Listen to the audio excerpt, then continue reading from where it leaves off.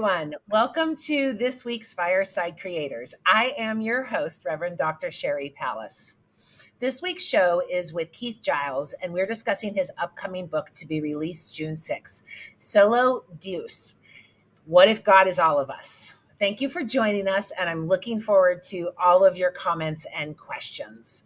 If you are watching on YouTube, please hit that like and subscribe. If you are watching on Facebook, please grant StreamYard access so we can see your name when you have a comment or question. Please remember to keep all comments and questions related to the show topic and that this is a safe space. I want to give a shout out to our top sponsors. Ruth, Kirsten, Michelle, Ray, and Heidi, thank you so much. I really appreciate your support. If you would like to support the show, simply go to www.sheripalace.com, and there you will find literally dozens of ways to help. Thank you in advance, and thank you for welcoming us into your home and joining this conversation. I appreciate you all. If you haven't heard, we are doing a live show at the Wild Goose Festival this year. It is July 13th through the 16th. Come watch and be part of the show in person. The Wild Goose Festival brings together activists, artists, and seekers from all walks of life to explore justice, art, spirituality, and community. It is held at Vanoy Farms in Union Grove, North Carolina, and I would love to see you there. They have engaging workshops, inspiring panels, and interactive experiences. The Goose has something for everyone. As a Fireside Peep, you will get $50 off your adult weekend ticket. Just use the discount code Sheri. To get more information and your tickets, go to wildgoosefestival.org, and I can't wait to see you there. There's going to be hugs all around. And we are approaching our 100th show. And for it, I would love to hear what you guys have to say. Send me a short video or even just a few words about what the show means to you. And if it has affected you in any way, share that with me. The show has always been about you, so I want to hear your voice. Send it to info@sheripalace.com, and I'm looking forward to hearing from you. Okay, enough housekeeping. Let's meet our guest and get smarter. Keith Giles is the best-selling author of the 7-part Jesus Unseries. He has appeared on CNN, USA Today, BuzzFeed, and John Fugelsang's Tell Me Everything. His last book is Solo Mysterium, celebrating the beautiful uncertainty of everything, and it is available on Amazon and on paperback and on Kindle. But tonight we are talking about his upcoming book. Welcome, Keith. How are you? Oh, it's so great to be here, Sheri. Thank you so much for having me on. And this is my first official interview conversation about the new book, which releases a week from today. So perfect. I am so honored. Yeah, it's coming soon. Thank you. I'm honored. Yeah, so let's talk about this. First of all, let's say hi to everybody. Good evening, David. Hey, Joel. Hi, everybody. Welcome, and thank you so much for joining us. So let's take it from the top. What's the title? What does it mean to you, and why did you do this? That is a great question. All of those are great questions. So it's Solo Deus. It's, again, just like I'm keeping in the tradition of Solo Mysterium. It's bad Latin. If you speak Latin or understand Latin, you know that both of those are wrong. But I don't care. I like the way it sounds. There you go. So yeah, Solo Deus is the second book in what I'm thinking is going to be a solo trilogy. Okay. And why did I do it is a great question. I was asking myself the whole time I was writing it, why am I doing this? Because this is honestly, hands down, the hardest book I have ever had to write. I nearly gave up at least twice as I went through the different drafts and wrote it and rewrote it and rearranged it and rethought it. And it was the most difficult book to write. So I guess, so then that begs the question, so why did I keep going, and why did I think it was so important? I want to stop you there and say, why was it so difficult for you? Yeah. Well, I think it was, I'll tell you really honestly why it was difficult was, it's basically about trying to understand this. Solo Mysterium was about God being a mystery. Mm-hmm. And Sola Deus was really saying, yes, God is a mystery, but how do we approach the idea and the topic and the subject? Again, I'm not trying to understand God, because I don't think that that's possible, but there are still some parts of the mystery that I think it helps for us to understand how to, how do we approach, how do we think about God? What are we talking about when we're talking about God, kind of a thing. So the reason it was difficult, quite frankly, is because unlike any book I have ever written, I usually have an outline when I write a book. I outline the book first. I know what the introduction is going to be. I know chapter 1, chapter 2, all the way to the end. And then I just write each of an individual chapter, and that gets me to the end of the book. Okay. But in this book, I only had an outline that basically it was like having a map that took me into the forest. And I just thought, well, once I get in there, I'll find my way out. Build it and they will come. Yes, it was kind of like this hopeful feeling of, I know enough. I know enough about what I want to say and what I want to think about to kind of get me about halfway through the book. But once I'm into it, I'll know how to get to the end. How to find my You'll way out of figure it. it out. Yeah. And it really, it wasn't true. It wasn't the case. It wasn't the case at all. I got myself halfway into it, and then I was kind of like, oh my gosh, what am I doing? And I think when you read the book, you'll probably notice, several times I'll even stop in the book and say, here I am asking these questions. I literally at one point am drawing on a napkin to try to make sense of God. And then I have to stop and realize how silly this is. What am I doing? Like I already know that God's a mystery, yet here I am Trying to drawing on a define it. napkin to make sense of some of this stuff. Yeah, I mean, I think as humans, we just have to try and get our heads around things. So Yeah. saying that we can't breaks the brain on some sort.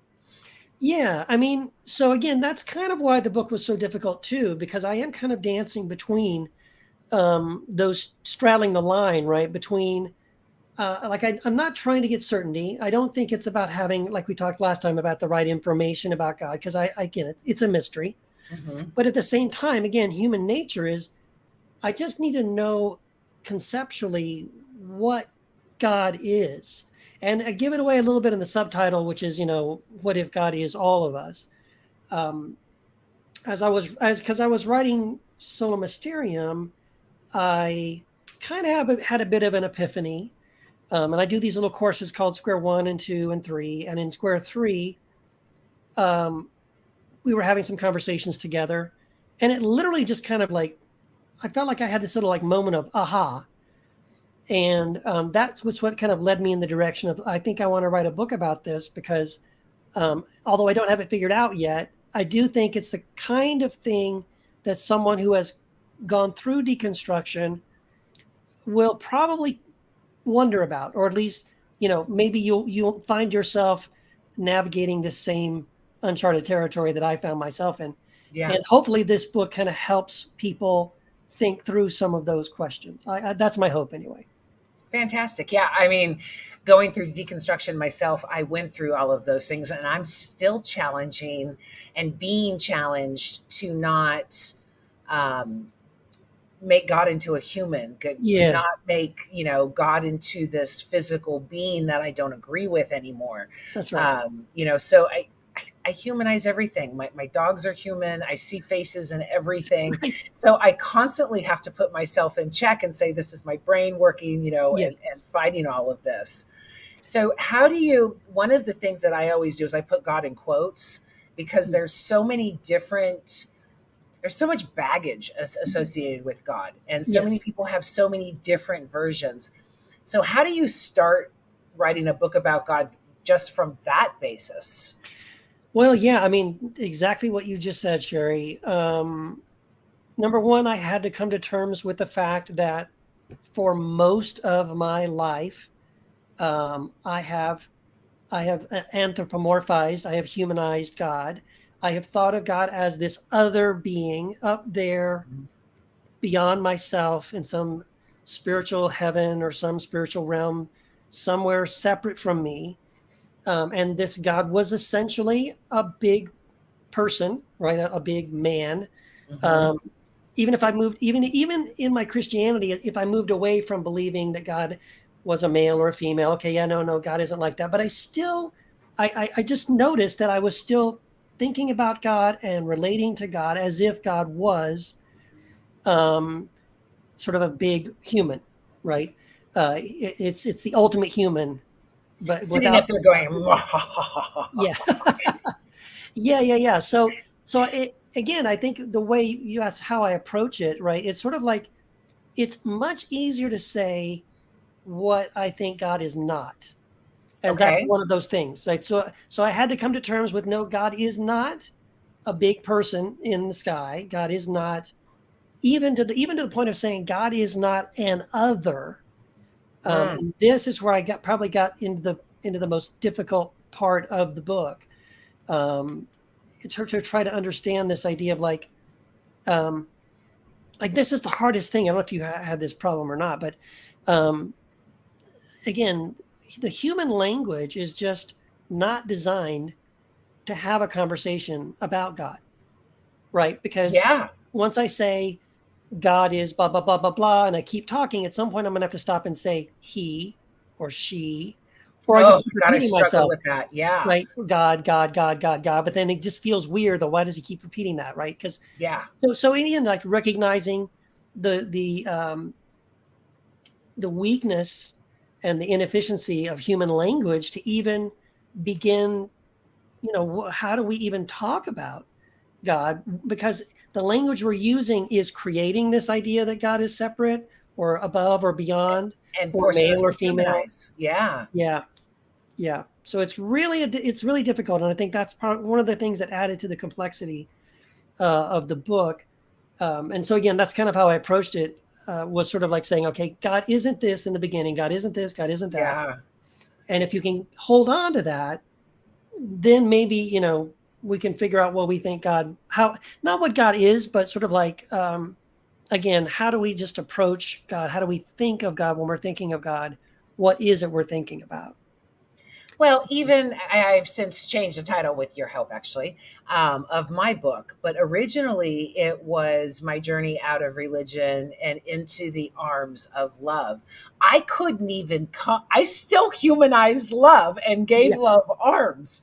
So I mean, yeah, in trying to say the whole book is about don't humanize this, and even in the title, I ended up doing it. yeah, It's really, really, really hard to conceptualize something that isn't supposed to be put into a box, isn't supposed to be within our own understanding. That's supposed to be the magic of it, is that it is beyond our understanding, right, right? right. Yes, exactly. And so these are some of the things I wrestled with in the book. I even changed my mind about halfway through the book. I mean, I was writing in a certain direction, Mhm. and I guess I can be transparent about this. Like, as I started writing the book, I was leaning more. Well, I had been sort of leaning in the panentheistic view, sort of Richard Rohr's view that God is in all things, but God isn't Mhm. all things. But then the more again I just kept pondering it, I started wondering, okay, but what's the line between panentheism, the idea that God is in all things, and pantheism, the idea that God is all things? And I was trying to see the line, like when does it stop being this and start becoming that, right? Yeah. And when Um, does it? yeah, well, that's the $24,000 question. So as I wrestled with this, I mean, it was so difficult for me. I was leaning towards pantheism, like I was moving away from panentheism, and I was literally starting to say, no, I think it is that God is all things. And then what kind of stopped me in my tracks to stop me from going that far with my thinking was kind of something you just touched on, which is the idea that, well, whatever God is, I believe God is love, and Mhm. then God is relational, because you can't have love if there's not another to love, or to give or receive, Totally. right? The love. So Yeah.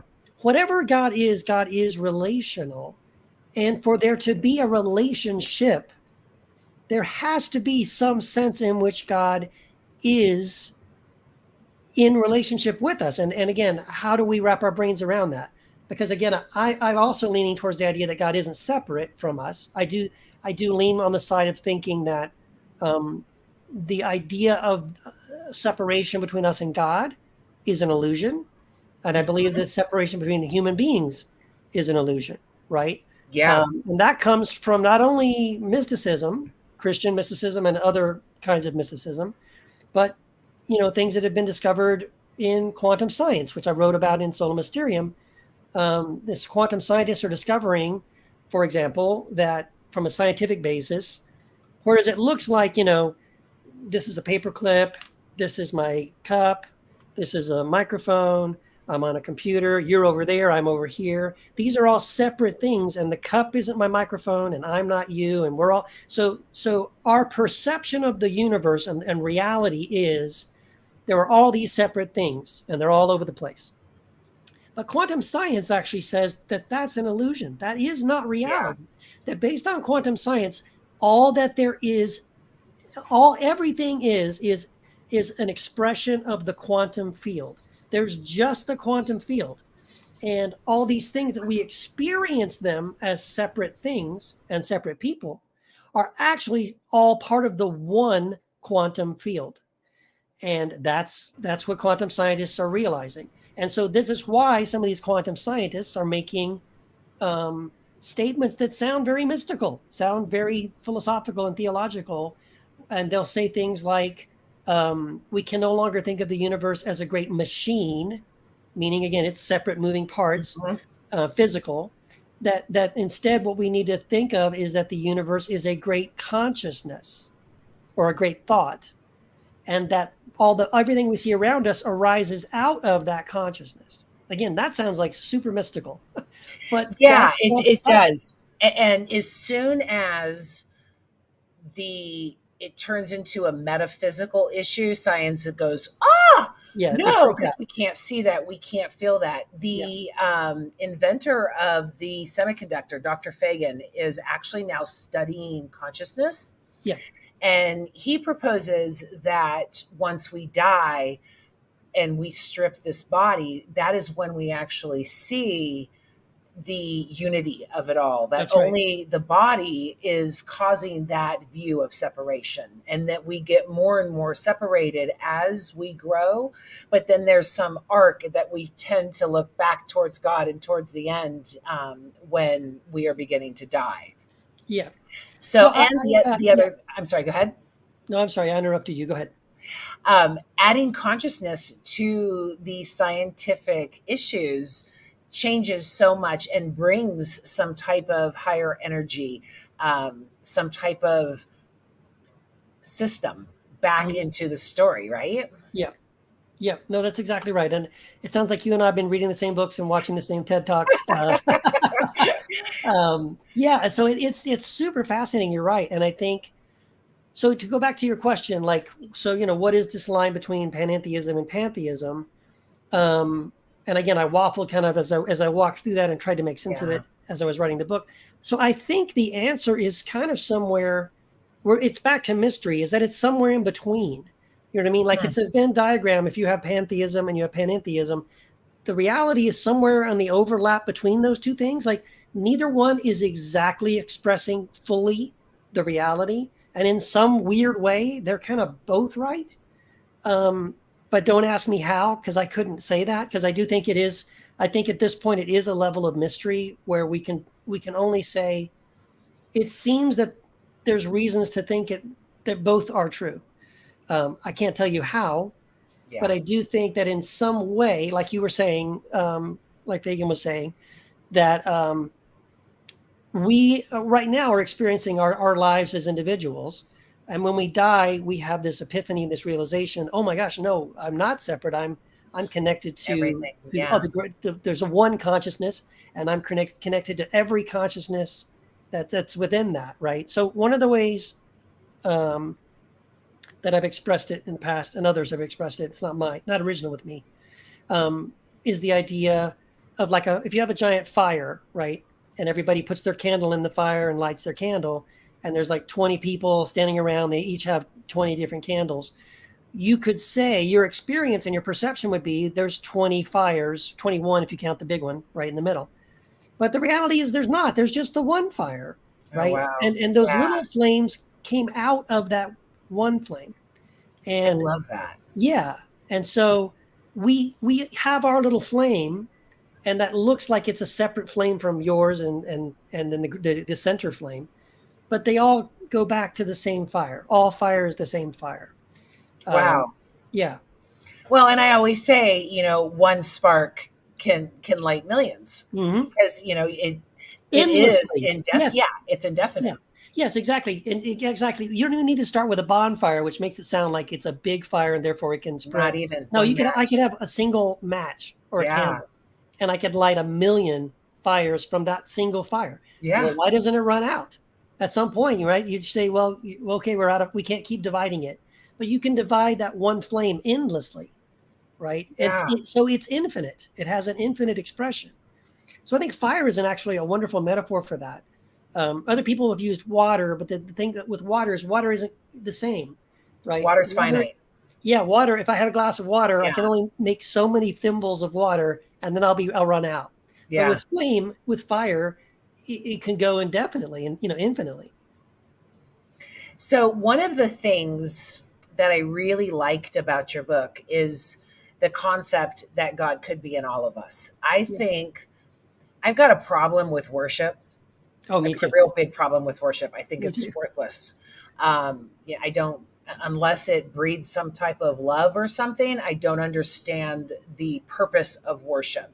Yeah, I agree. But if we actually saw God in everyone, in everything, then our worship turns into loving your neighbor. Of course. And being there for everyone that you encounter or everything that you encounter, not being destructive. I mean, even down to not killing a spider when you really, really want to. But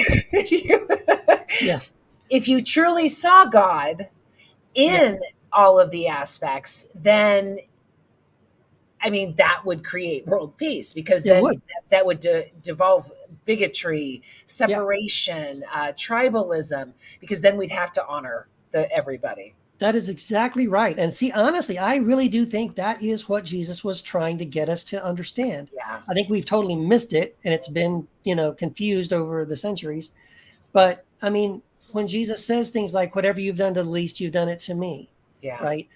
What does he say to Saul on the road to Damascus? He says, why are you persecuting me? And it hurts me when you hurt those other the Christians that you're persecuting.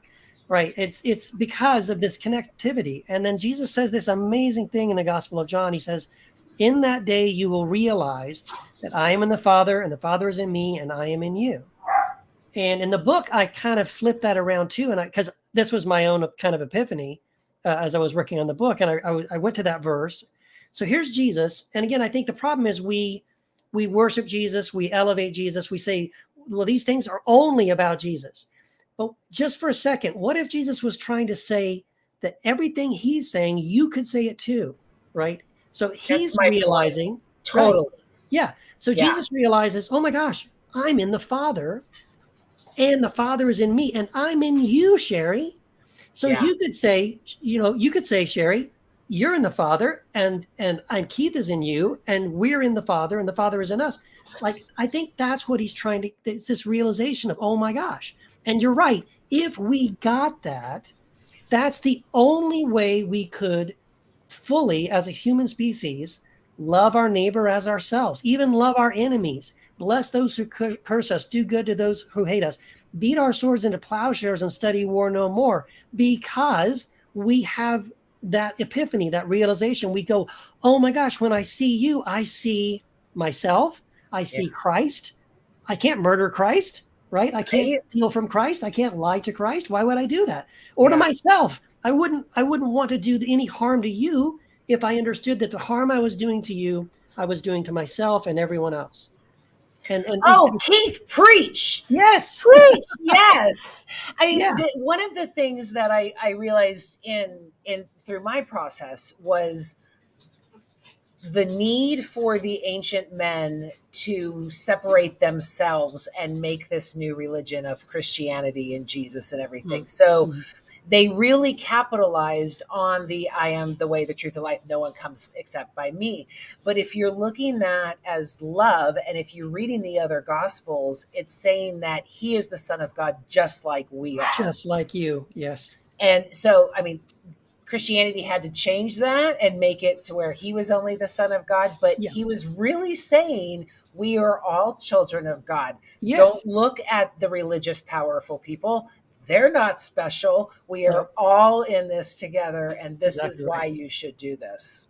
Yeah, no, exactly right. And actually, I think if we can get that, if we can approach the specific things like the red letters of Jesus and say, read those and think about it from this perspective you and I are talking about, that's what he's trying to get us to understand. He says, I am the light of the world, but then he says to his disciples, you're the light of the world, right? Um, all these things that are said about Jesus or about Christ, then later on get said about us. We Yeah, are the body of Christ. We are his hands and his feet. We are his presence in the world today. We are the incarnation of Christ right now. exactly. So it's meant to be something that starts with Jesus. Like maybe that's the metaphor he uses, the parable about the little pinch of yeast in the lump of dough. But that little thing that was in Jesus, in Christ, that Christ has expanded now to all humanity, right? In Pentecost, the Spirit of God is poured out on all flesh, young and old, men and women. Like it covers every base. And so if we really can get that, two things. One, it will do what we're talking about. It will radically transform our thinking, right? This metanoia, totally thinking different, approaching the world and the universe and humanity and all the systems we've created from a completely different way of thinking and being, that we can no longer now go to war. We can't allow people to be hungry. We can't allow people to Exactly. suffer, because we are aware of our connection with God and with each other. But here's the other thing I realized is that um, it's really impossible to build a religion around that, because Yeah, once because it's you not get that, exclusive. yeah, once Yeah. you showed that to somebody, like if I had 20 people, right, and we had a little church, and I showed them that and told them that, and they all really really believed it, why would they come back next week? I don't No, need they you. would be out literally helping their neighbor. Yeah, I got it. I don't need anything else, right? I Yeah. don't have to keep coming back every week and putting butts in the seats and collecting the plate. Religion has put us on this merry-go-round where we are all striving for something we already have, like Yep. worship, right? If we all come together and we sing and raise our hands and cry out to God for an hour and a half and just sing all these songs, then maybe God's presence will come. Hey, but what if the presence of God is already in you Yeah, and always has been? exactly. Then you don't need to do any of that, right? It's Well, getting what you're religion's getting doing us. is you're proving the business model of the church. Yes, it's an organization that exists to perpetuate itself. Yep. And yeah, so once you realize that I don't have to jump through hoops to get God's presence, God said he'll never leave me or forsake me. Jesus says, Exactly. I abide in you and you abide in me. So I don't have to jump through those hoops. I don't have to beg God to show up, right? I don't have to ask God for forgiveness. Jesus forgave sins all the time before the cross. And again, one of my favorite quotes is David Bentley Hart. He says, if it is from Christ that we are to learn how God relates himself to sin, suffering, evil, and death, it would seem that sin he forgives, suffering he heals, evil he casts out, and death he conquers. So, is Jesus the Lamb of God who takes away the sins of the world? Yes. So, what happened to your sins? They're gone. Yeah. Stop focusing on your sins. Like, how many times does God have to say this? I've cast them as far as east is from the west. I remember them no more. Right? It's But like again, they're like you we ignore again. Haven't we been through this? that. I really saw it with COVID and how many preachers were saying that it was fear if they didn't go to church, and Yeah. that religion was going to collapse, and that they were immune from COVID because they were going Yeah. to church. I mean, the business model and them needing to continue to pay their bills, and to the potential of death of people who are Yeah. showing up, and they still hit it. They still hit it for those tithes. They still hit Yeah. it for all of those things, not even caring about their own parishioners. That's right. It was sad. It was disgusting. Hmm. And I find that I have more closeness with God, um, when I'm in the forest, when I'm in Yeah. nature. Yeah. And I also want to address that this is not just an all for humans. I mean, we can't breathe without trees. That's right. Without the waters, I mean, Yeah. our entire system is completely cohesive and intertwined. And one break in that link can cause destruction. And that Yes. would be us breaking that link. Oh, yes, absolutely. All life on this planet is interconnected. And so, again, there's another clue that God has embedded in all of creation, this interconnectedness of life on this planet, Yeah. that we need honeybees, we need Mhm. plants and trees, we need, and we tend now to think more about those kinds of things like, well, we need cattle for beef, um, we need trees for, building houses, whatever. Like, we think of it more of a resource that we take and consume, Yeah. but that's not the right way to think of it, right? It's a twisted No. way of thinking of it. If we instead saw there's this interconnected balance where we need to keep the plants alive because the plants keep us alive, right? We need to keep the honeybees thriving because without them there's no pollination and we will starve. So there's all these things that are interconnected, and if we'll notice that, again, that's the clue that this interconnectivity is part of reality. It's part of everything, physical and metaphysical. Well, I think that ancient man looked at their emancipation from nature Yeah. as God driven, and Yeah. then turned the world into their own supermarket to say this is all for us and we can pick and choose how we can, forgetting that we are also natural and Yeah. from nature. Yeah. Technology did it, Western religions did it. The Yeah. Native Americans knew this. They've been saying this for Oh, yeah. 10,000 years. Yes. Hindus know Yeah. this. They've They been do. saying it for 25,000 years.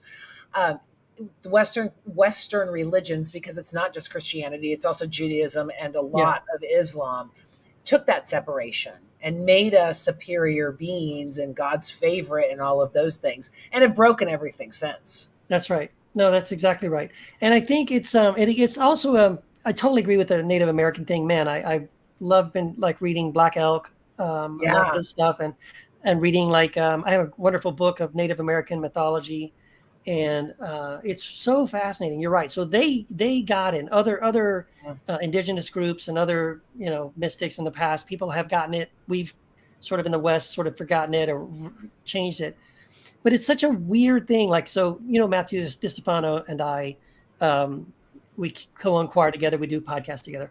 And we've talked about this, like this idea in Genesis that we have in Christianity now. We think about Adam and Eve in the garden, and that they were told to dominate, right?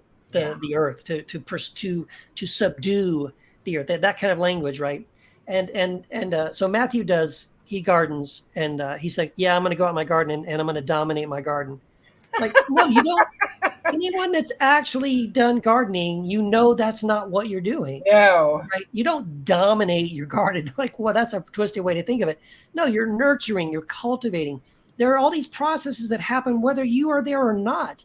All you're doing is making it so it's a little bit easier for the plant, right, to germinate, for the seed to germinate, for the shoots to grow, for the fruit to come forth. So you're watering it, you're shading it, you're picking the aphids off of it or whatever. But those things happen while you're not even paying attention. But it's the care and concern that you have is what helps, to nurture these things.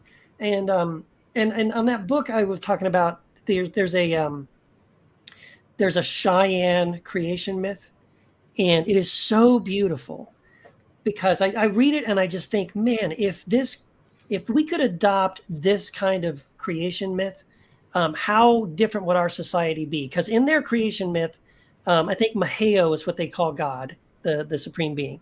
And Maheo, first he goes through all the things he creates, all the things on. He creates the earth, and which he refers to, Maheo refers to as a woman.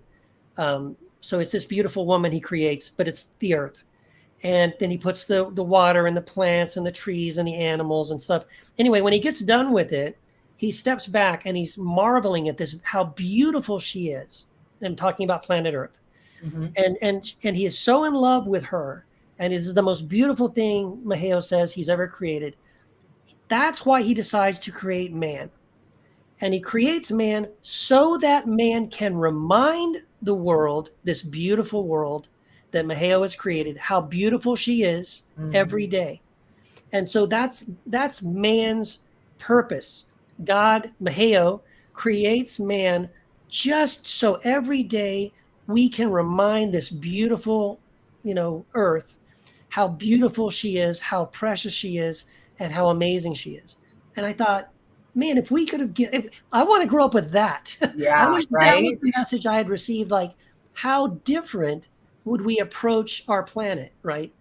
And like, I'm just here to make sure the earth knows how beautiful it is and how much Maheo loves it. Oh, isn't that awesome? What an amazing concept. Yeah, I love that. Yeah, very The cool. there is, and I suck at citations, but there is a verse in the Old Testament that breaks down rule and how a king should rule.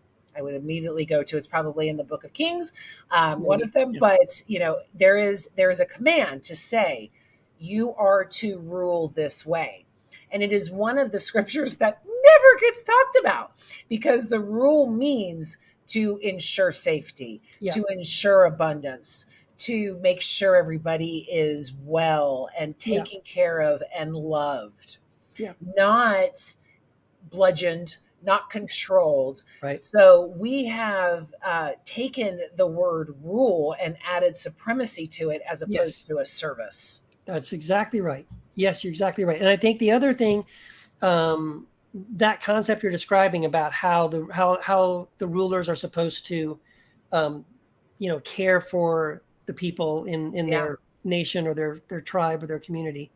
It's very tied to the idea of shalom, right? The Jewish word of shalom, which again in our English translations just becomes peace, and we water that concept down to it's just the absence of conflict, and it's Or that, but high. it's so deeper, so much deeper than Yeah. that.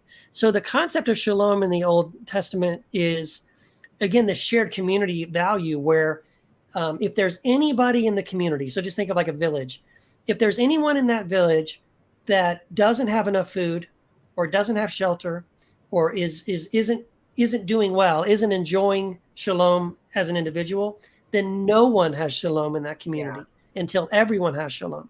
And that's also a concept that we've lost. Yeah. But this is the idea that's why, Jesus is saying all these things again about how, we should care for those who are hungry and care for those that are sick, and be there for those on the edges that don't experience the same kind of shalom that we might. And if we could get that, this interconnectivity, this community piece, and how it's woven through the fabric of all of these concepts, it would be very different. I might not be ashamed to call myself a Christian, but we don't think this way, unfortunately. And it's Well, not. because it's the antithesis of capitalism. It's the antithesis of greed. I Yeah. mean, I was thinking today about how now, especially in Texas, that they are putting up the Ten Commandments, and I laughed because they don't really care about the last five. They only really care about the first five, which is Yeah. all control and Yes. all about this God that they claim that they know all about. Um, and then we focus on the anti-homosexuality verses that are twisted, and really that was against another religion. We focus on all of this and we completely disregard all of the goodness that was told in the Old Testament. Out of the 1613 laws that are issued, more than 50% are love your neighbor. Yes. but we don't focus on any of that. And in the New Testament, it's the same way. There's something like 58 one another commands or statements in the New Testament, and more than half of those are love one another. It's repeated so many times. Yeah. And then the others are, care for one another, serve one another, bless one another, all those kind of things. So, that one another is such an important concept, which we've become very individualistic, very self-centered, and all that. Sadly, and I want to say I live in Texas right now, so yes, I watch the news and I see that kind of stuff, and I'm like, yeah. When I saw that thing about the Ten Commandments, I was like, really? Well, why aren't Christians putting up the Sermon on the Mount? I'm just the Beatitudes. That would again, I don't understand. I mean, I do understand, but I don't understand. Well, because it's easy if we're separated. It's easy. Yes. Communication is difficult. Unity is difficult. Yeah. Being kind to someone that you disagree with is difficult. Honoring someone who you don't agree with is really hard. Yeah. So we are lazy. In fact, I'm going to just emphasize that with as fuck. Yeah. So we don't even take the energy to do the things that you're talking about. Yeah. We want to take the easy way out, which is be an asshole, disregard everybody, push everybody away so you don't have to deal with it. And that's why I came to the conclusion that God was love, because it is, I get kickback from it, occasionally saying, no, love is good, if you're loved. But on the general points of the day, staying loving across the day is really hard. It is really, really hard. In fact, I know I still have to send you yours. I'm so sorry. But I wear this bracelet that love is my religion every day. And I just reached out to Michelle and Anna the other day going, I don't know how to handle this situation. And they both said, well, just approach it with love. And I was like, oh, that's right. I should get a wristband that says that. You should. To remind me to do that.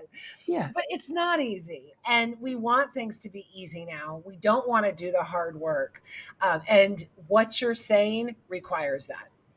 Oh, absolutely. Yeah. And I think this is going to sound like a weird transition, but my wife, Wendy, and I were late to the game, but we were watching Ted Lasso. Love it. And I don't know, like, so you've seen it. Like, I've only got through season 1 though, so no spoilers.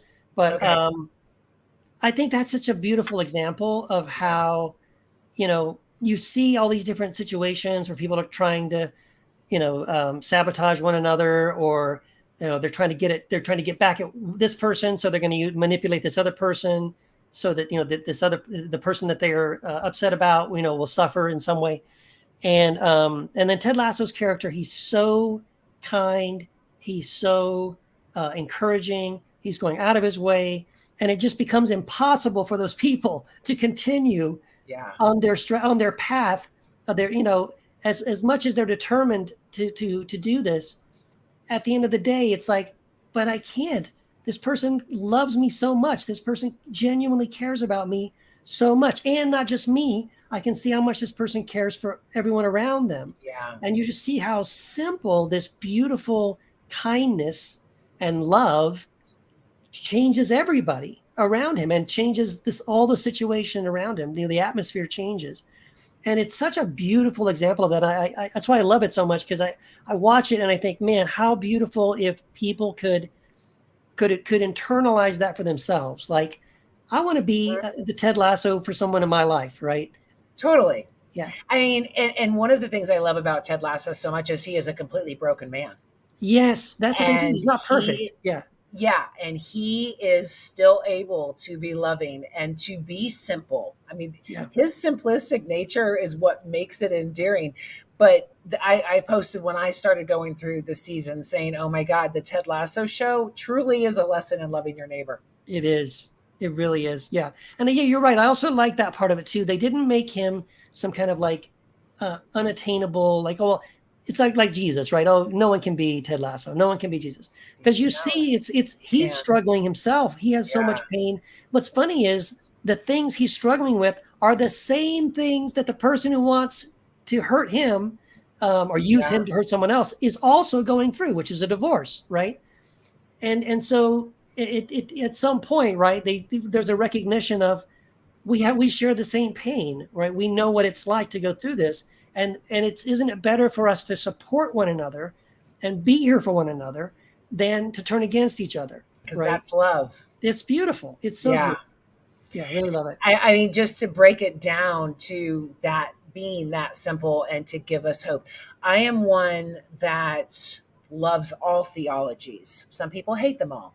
I love them all, but compartmentalizing them to Yeah. say that anything that makes me a more loving person, I'm all for. Oh yeah. Most of religion divides us. Hmm. So I tend to cross a lot of that out. But anything that, I mean, I was sharing with a friend the other day how a meme, totally changed my entire life. It put everything into perspective for me and caused healing. Well, caused recognition. The healing took a while. Yeah, yeah, yeah. But anything that gives us that type of thing, even if it's a sitcom like Ted Lasso, I'm all for. Right. No, and see, I think this is exactly what we're talking about. I mean, in my book, I'm talking about how, just like you're saying, recognizing that there is this profound truth, and we can find it in the Gospel of Thomas, or in Rumi, or in Buddha, or in Ted Lasso, or whatever, right? Or a movie, or a poem, or a film, or gardening, or taking a walk in nature, or whatever. So, God is available to us, and God is love, right? And God is truth. So God is available to us as wisdom, as love, as truth, as kindness, through all of these different means. And I agree with you. The problem is when theologies become exclusive, right? Or if they're not exclusive, where they're like, well, maybe we're not exclusive, but we're the most right. We've got it more than they do. Um, Egos. yeah, exactly. That's the problem. And so I can appreciate so much about so many other theologies and beliefs and things like that. And I think it's actually a great thing. It's been a good thing for me, to give myself permission and freedom that I can read, like I said, Black Elk Yeah. or Rumi or Khalil Gibran or something like this, and be blown away by when I see, well, there it is, right? That sounds like Yeah. Christ. That sounds like truth. That sounds like love. And part of what we do, again, as human beings, unfortunately, is we filter our divine experiences through something, right? So I believe there is a God, and I believe that we can experience God in real ways.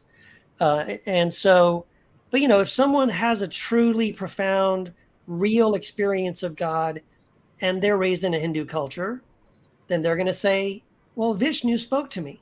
Well, because what else are they going to think, right? Exactly. That's who they think God is. But someone else in another culture would say, maybe it was Allah spoke to me, or the Great Spirit, or whatever. Um, and so we can't help but filter our understanding of God through our cultural context, through the frameworks that we've been given. Totally. And I think that's part of what I'm trying to do with Sola Deus is identify the framework, recognize that it's a framework. It's not God itself.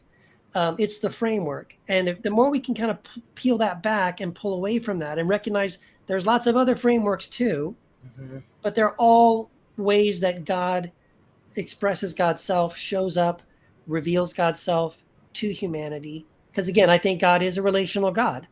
And so God wants that connection. God wants that relationship with us. And Well, and to prove your point, there yeah, is not a singularity that exists in our entire universe. right. So when people say to me, there's only one path to God, it's like, okay, so where else do we see only one in this universe? Oh, It's there you go. always relational. Yeah, There's always something that comes out. I mean, there's truly not one way of anything that's in right. this university. That's right. And the thing is to recognize that they're just ways, they're Yeah, just paths, they're just mechanisms or structures or frameworks that help people in certain contexts to understand or approach or process, at least in a little bit, what is God. And again, none of us have it 100% figured out. I don't know that we ever will. No, I don't think we will. And again, I'm trying to say in the book, like I think we need to give up on feeling like we're going to figure it out. Because again, whatever, once you feel like you've figured God out, you figured something out, but it isn't God. No, God you is have to way maintain bigger. the mystery. Yeah, yeah. So, but I talk about that in the book too, about how, like I mentioned, and I literally put the drawings in the book of what I drew on the napkin. And as silly as that is, I walk through these different things of like trying to understand, like, okay, well, it's if Jesus says, I'm in the Father and the Father's in me and I am in you. Okay, like, so how does that work? I'm thinking of like these little Russian nesting Yeah. dolls, but it breaks the third dimension. Like you can't physically put this in that and then that in this, because this is already in that, right? So I'm trying to draw it on the napkin, and I make like 5 or 6 different drawings in a row of like, okay, I think it's this, and then I look at it and I go, okay, no, it's not that, and then I change the drawing to be closer to what I think, and then, well, no, it's still not that, so I change it again, and I go through these stages until I get what I think is probably closer to something, but again, it's a drawing on a napkin. But then it's realizing too, none of them are true, but I needed every one of those drawings to get me from the first drawing to the final drawing. You know what I mean? So some of these things are helpful structures for us to begin to process some of it, right? The nesting dolls were actually your thought process, not the Yes, physical thing. not the reality. That's Yeah. exactly right. Yeah.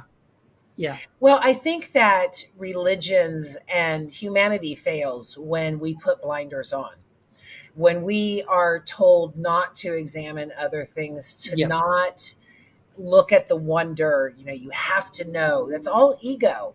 Yes. And you can't have love and ego, because ego is only focused on the self and That's love right. is relational. That's right. So they break. And when you break down that knowledge, when you break down the conditioning that you had and truly widen your scope, that brings the peace, that brings the recognition Yeah. of the souls in other people and the heaven on earth that all of us are craving for. What just drives me fucking crazy, it's been 22,000 years and we're still trying to figure this out. That is exactly, yes. Like, come on. It's so frustrating because it's like, yeah, man, 2,000 years ago, Yeah, Jesus shows up, he says what he says, we write it down, we copy it, we we translate it. got We it. have everybody in America has got a copy, at least 2 or 3 in their house, Yeah. and we still don't get it. Yeah. We are still confused. We're still looking for excuses on not to love and not Yeah. to see unity. Yeah. Yeah. It's actually, we talked about the complexity of this, with God and stuff like that, but there is a simplicity to it, which is simply that, right? And Jesus did make it that simple. Right? He brought it down to just love God and love others as you have been loved, right? And if It's on us. that can be our starting point, if all we get is that simple, that little simple piece of it, right? And I think that, like you were saying, God is love. I love that verse in 1 John, which I've never heard a sermon on in my life in a Baptist church. No one will ever preach this in a Baptist church. Right? That verse in 1 John that says, God is love, and all who live in love live in God, and God lives in them. No Yeah. prayer, no theology, no doctrine, no church membership, like none of that. It's very simply, God is love. All who live in love live in God. God lives in them. That's it. Well, when I started my deconstruction journey way too long ago, I looked to answer one major question. Why does God let babies die of Right. cancer in the hospital? Yeah. And I was actually able to answer that question to say that God doesn't, we do. That's exactly right. Everything is on us. If that child is in that hospital, that child deserves all the love, all the caring, all the support, and everything that we can do to Yes. ease their pain. We just like to blame something else. It's their fault. It's Satan's. It's the demons. Yeah. Or it's God. But see, it's also like what you were saying. See, that goes back to that wrong way of thinking, of saying like, okay, I'm over here, and then I heard about something that happened, or maybe someone I love and care about, they got cancer and they're in the hospital and then they died. And then what do? Is I look up to God who's over there and I say, God, why didn't you do Yeah. something about that person over there? Yeah. And that's because I have a concept of God, that God is separate from me, Mhm. above me, bigger than me, stronger than me, wiser than me, omni everything. Um, and I'm down here and that person's over there. And hey, God, I'm begging you to go over there and do that. So I don't So have to. yeah, so as long as I got this separation mentality, Yeah. that's the way I'm going to relate to God. But if I realized, no, where is God? Where is Christ?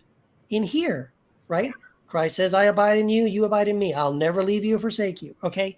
So, So now when I see the situation and I want to say to God, God, why didn't you do something? Where should I direct my voice? Where is God? Here. Yeah. I should talk to God in here and say, God, why are, and then it becomes, oh, who am I talking to? Yeah, why don't I do something? Right? Exactly. Well, it's not that God isn't doing something. It's like, no, Christ is in you, right? Christ in you, the hope of glory. So if you are wanting God to do something, God isn't up there, out there, separate from you. God Nope. is in all of us. And if I'm wanting God to do something, God is going to do what I'm doing because, right, Christ has no body now but yours. And so we Exactly. have to be the hands and the feet. We have to be sort of the answer to our own prayers in that sense. Yeah. I mean, and I always change the word God to love. What would love do? Mm-hmm. How can like I said, that was so funny when I reached out to Anna and Michelle and they're like, you already know this, Sheri. Yeah. So, when why is this happening? What would love do? What can I do to be more loving? How can I handle this? Yeah. Those types of questions force us to do something, which again is why people don't do it. Yeah. But as I always say, the onus is on us. That's We right. are all responsible. We can either tap into that love or reject it. Mm-hmm. But ultimately, it's on us. It's not Satan. It's not Nope. God's fault. It's no one Nope. else but us. I totally agree. That's exactly right. Oh, what a great conversation, Keith. I absolutely love it. I am so honored to be the first Yes. to interview you for this book. It comes out next week. Let me get everything aligned here and technologically sound. Yeah. There we go. Yeah. It comes out next week on, June 6th. So everybody, is there a pre-order? Can anybody do anything now or anything email you? Yeah. So I would just say, please don't pre-order it. I know that sounds counterintuitive, but the way Choir does our book launches, we asked everybody to wait until the actual day because Amazon doesn't start counting your bestsellers, hot new seller status until the day of release. Mm, So you can pre-order it, and I'll still get paid royalties. That's fine. But it prevents the book from getting a nice big push on the launch on the date if first. all the orders start happening, on day one. So please wait until June the 6th. You can order it on Kindle or on paperback. That would be helpful. Well, fantastic. I can't wait to get my signed copy from you. Yeah. Um, any final words and where can people find you? Thank you so much. Yeah, thank you so much, Sheri. This has been wonderful. I appreciate it. I'll be honest, I was a little nervous about having this conversation because, again, it's my first interview about the book, and it's such a difficult topic to talk about. But I think you and I are on the same page on a lot of things, so it was very helpful. So thank you for making it easy. Thank you. You can find me at keithgiles.com. That's right there on the bottom of the screen. That's my blog on Patheos. I'm also on social media, Instagram, Twitter, Facebook, all that, YouTube. I podcast. I co-host Heretic Happy Hour with some friends of mine. I co-host Apostates Anonymous with Matthew DiStefano. And I have a solo podcast called Second Cup with Keith, which is making a comeback. It's been on hiatus for a while, but it's starting up again. And those are the main places, I guess, to find me. My books are Amazon as well. And and if you want to reach out, send me a note. I'm happy to talk. Well, I hope this book is a huge success and people realize that God is all of us. And I will send the curse to you for having that song play in my head if God was one of us Yes. since we started talking about this. But it does have some validity and some tie-in, so A who little bit. knows? Yeah, a little bit. It was a wonderful conversation, Keith. I'm going to send you backstage and close the show. And yes, we will be going to VIP for everyone out there, and I'll be sending the links in just a minute. Thanks again Awesome. so Thanks, much. Sheri. I hope you loved that show as much as I did. I'm going to be thinking about some things that said that were pretty much mind blowing and tied in some of my thoughts. So I hope you really appreciated it. Love your neighbor. This is why I say walk in love every week. Next week's show is actually a pre-wild goose show, and we're going to be talking about the goose, the lineup, all of the really cool things that are happening. I'm so excited. We're going to have so much fun for the 3 or 4 days that we are there. I will see you next week. Join the fun. And as always, walk in love. Mwah! See you then. Bye.